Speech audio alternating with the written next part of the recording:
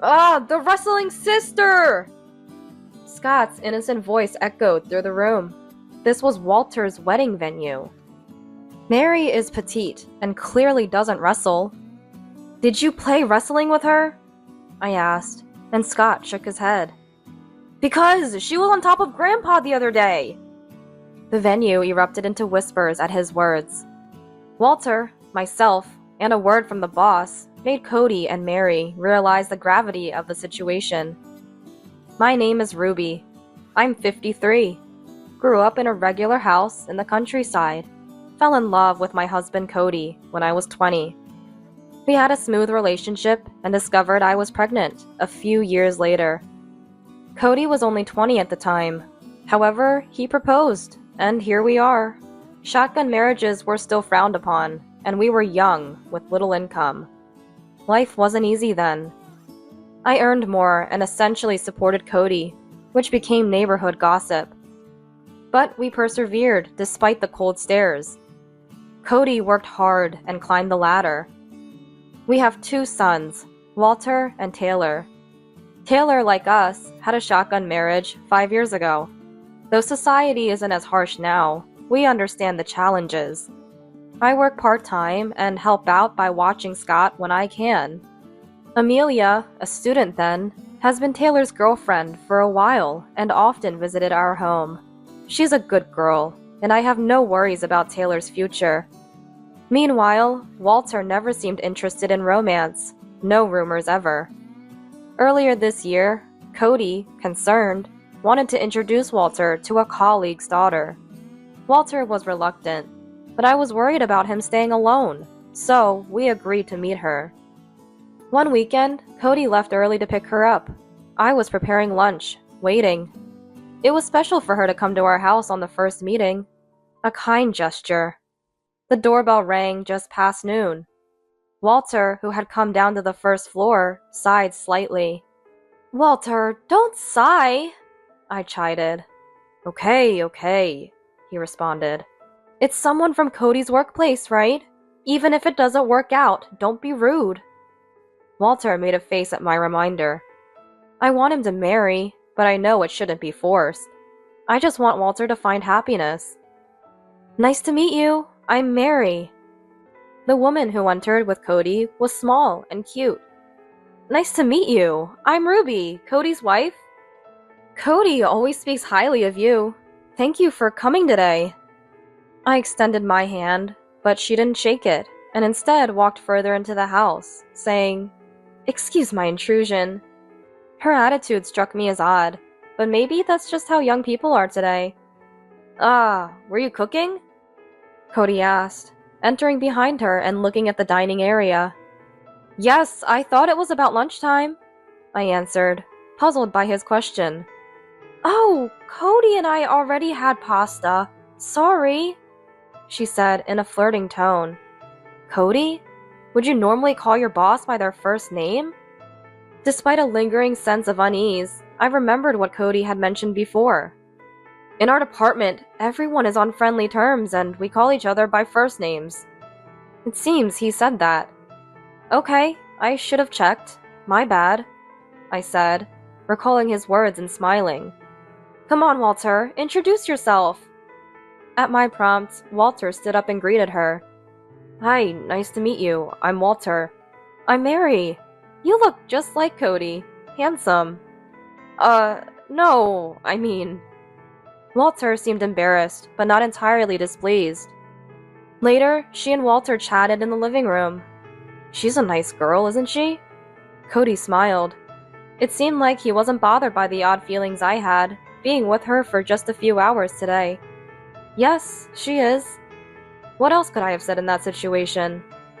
Later, Cody joined the conversation, and the 3 of them talked happily. Walter, who was initially reluctant, seemed to warm up to her friendliness. I convinced myself, if Walter is happy, then it's okay. That day, the 3 of them seemed to get along well, and ended up having dinner together. I was the only one preparing sushi, cooking, and shopping, but she didn't pay any attention. She didn't have to help, but the way she kept touching Walter and Cody, laughing loudly, made me uncomfortable. Though I intended to welcome her, I didn't like the idea of this new woman taking Walter away. With these thoughts, I continued preparing everything alone. I recalled how, when Amelia first visited our house, still a minor, she brought a cake and asked if she could help wash the dishes. I shouldn't compare, but the memory made me sigh. I wish for someone with that kind of consideration, I thought, watching the three of them laugh together from my isolated spot in the kitchen. But contrary to my thoughts, things progressed quickly. According to Walter, I don't like her in that way, but she's a nice girl, and maybe I'll come to like her. I was taken aback by such casual thoughts about marriage, but I was the one who encouraged it. I had no right to say anything. Cody really liked her, and Walter seemed to think the same. Eventually, they got engaged within 6 months of their first meeting. Walter and his wife offered to live with us. What a nice daughter-in-law to suggest living together in these times. Mary was well regarded by the neighbors. With a forced smile, I started our life together as a family of 4. Mary continued working, leaving and returning with Cody. They often came back late, so she didn't have time for housework. Apart from my part-time job, I was exhausted from the added chores. No, it was not physical tiredness, probably mental. Ruby, Mary would have preferred meat today. They would criticize the menu, or, we have a meeting today, so Cody and I will eat out, including Cody in their plans. It's good that they're close. However, I'm sure she's having Cody treat her to fancy meals. Mary, we need to save for the wedding, I would say, only for Cody to reprimand me. Mary is still new to our home and is trying to adjust. It's okay to dine out with her occasionally. Besides, I'm the one paying, so she's not spending any money. Cody reprimanded me. Despite my displeasure with this, Cody didn't seem to notice.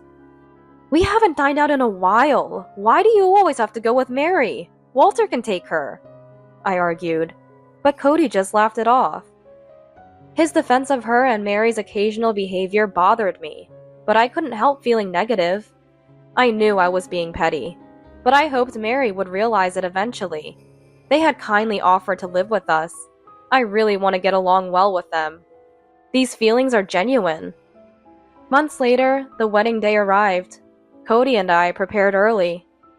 It was a homely party at Walter's request, and we greeted guests with the newlyweds.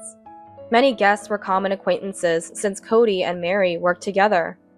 Mary stood next to Cody, and Walter and I greeted the relatives. I'm truly grateful to the chief director for introducing me to such a wonderful person, Mary said humbly, referring to Cody by his title, though she usually used his first name. I wondered if she had a dual personality, but it was a joyous occasion. I stopped overthinking. Matilda, long time no see. Mary's mother, Matilda, greeted us. Mary's family lived far away. She was born to an older mother and raised by her single mother, a hard-working woman. She seemed strict, but was delighted with Walter and Mary's marriage, even giving me gifts. Raised by Matilda, I couldn't give up hope that Mary would change. It was hard for the elderly woman to welcome guests. She had been contacted to arrive on time with her brother, and it seemed they had just arrived. It's us who should apologize for not being able to help, Matilda said, bowing her head.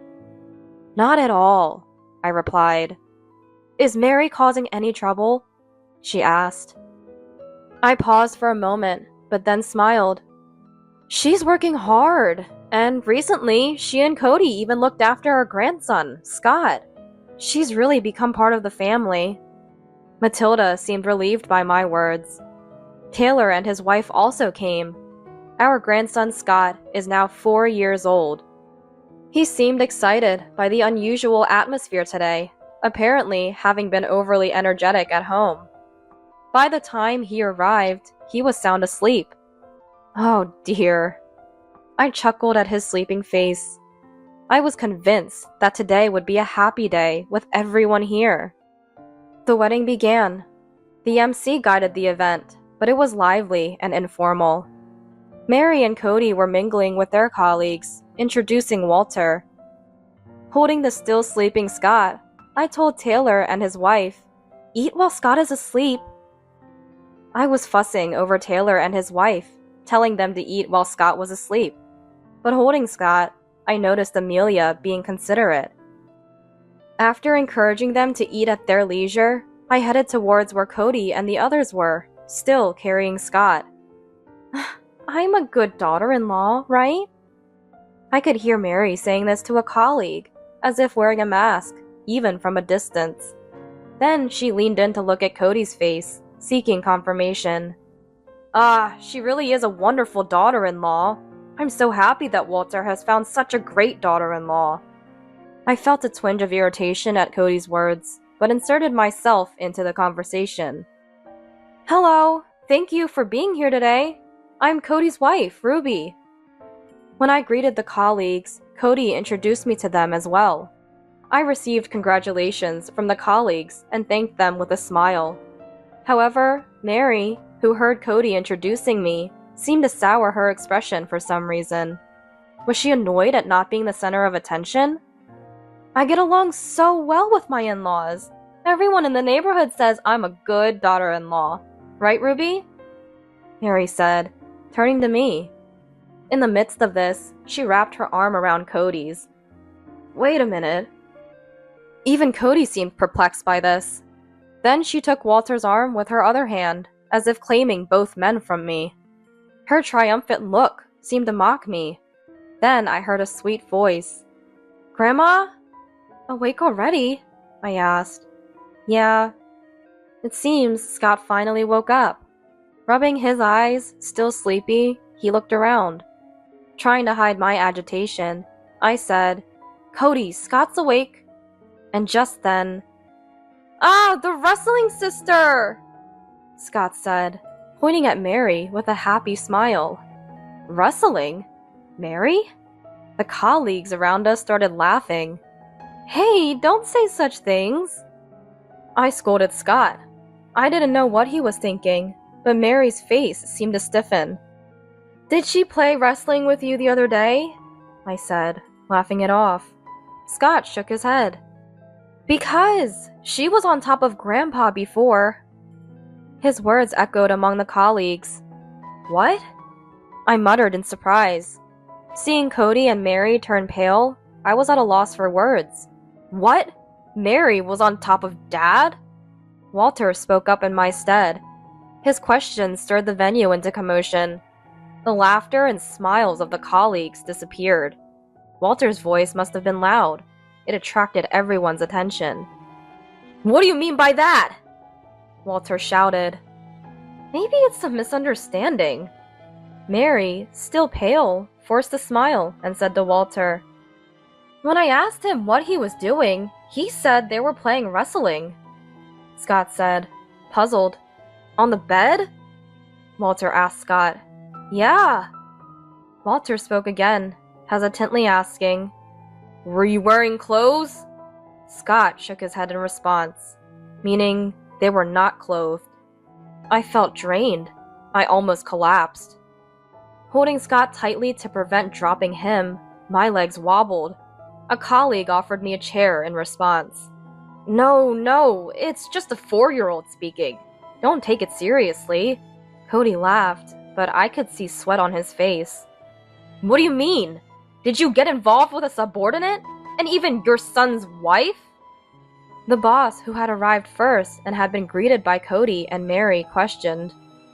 "No, I didn't." Cody protested, but the boss looked stern.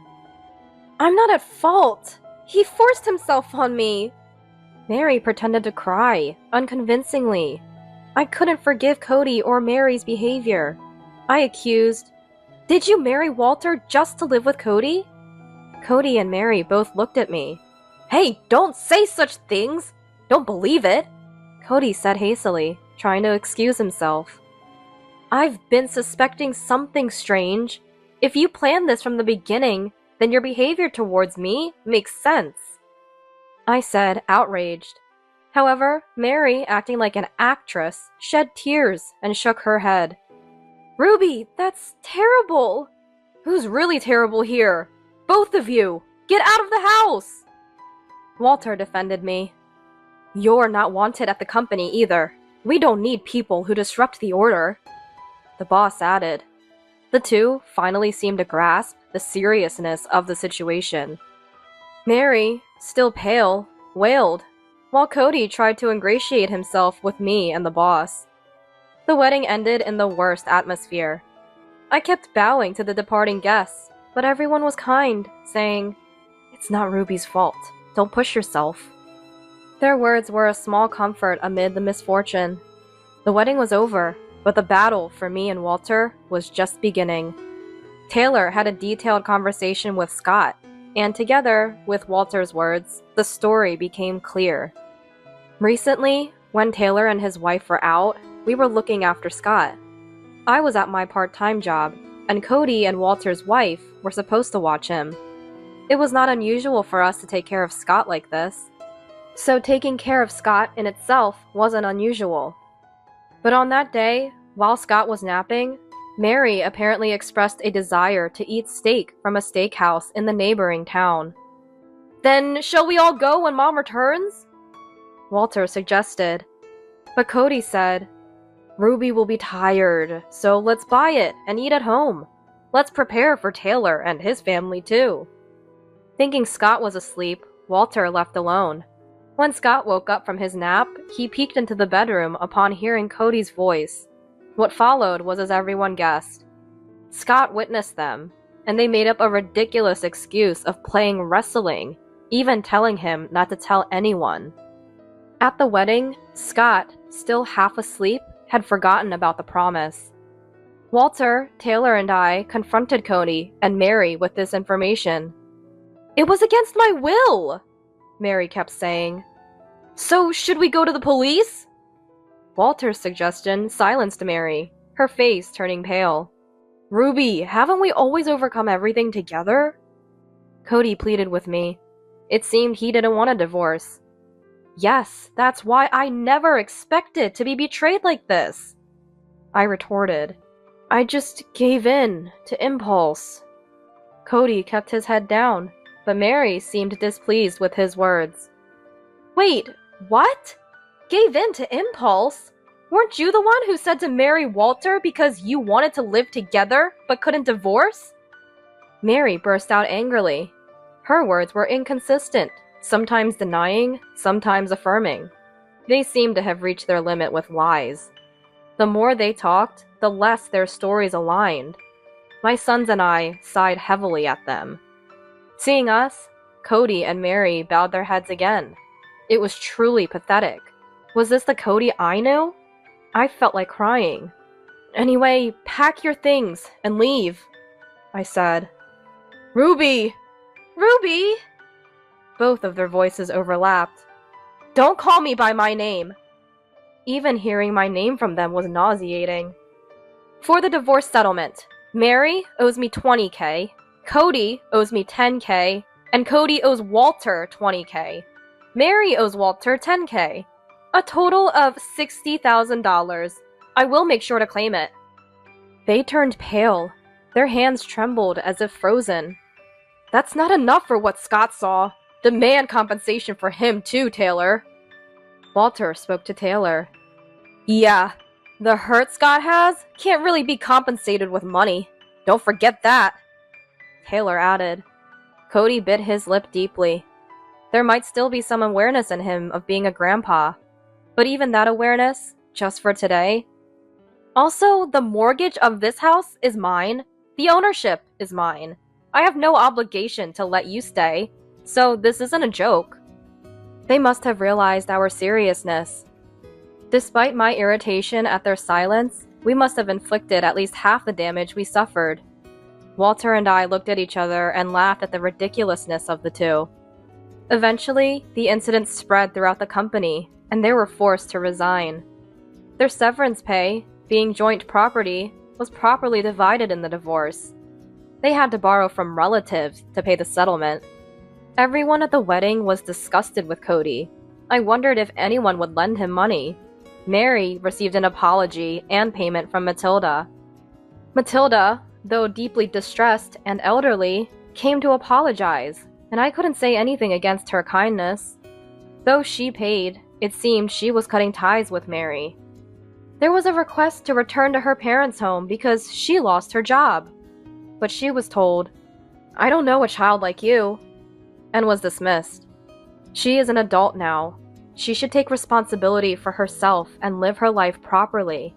And as expected, the relationship between Cody and Mary didn't work out. They broke up. I heard rumors they were bad-mouthing each other, but I truly didn't care. Then, the life of just Walter and me began. It's a stress-free, happy, everyday life. Wonder if I should get married, Walter mused. Do whatever you like, I said, laughing it off. Walter was hurt by marriage. I couldn't push him towards another one. However, years later, Walter said he had something to tell me. I found someone I want to marry. I can't express how happy I was to hear that. The girl he introduced was a junior colleague at his company. What happens next is uncertain, but Walter and I still have so much ahead. Life is long. I believe there's always a path to happiness.